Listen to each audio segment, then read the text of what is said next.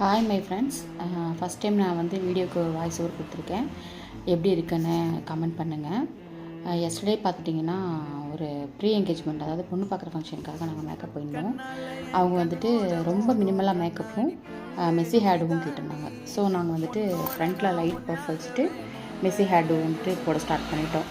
அதுக்கப்புறம் ஃப்ளவர் பார்த்திங்கன்னா மல்லிகைப்பூ வந்து கண்டிப்பாக எனக்கு அதில் இருக்கணும், அவங்க சாஸ்திரத்துக்காக அங்கங்கே எனக்கு வேணும்னு கேட்டிருந்தாங்க. ஸோ அதையும் நாங்கள் வந்து வச்சு கொடுத்துருந்தோம்.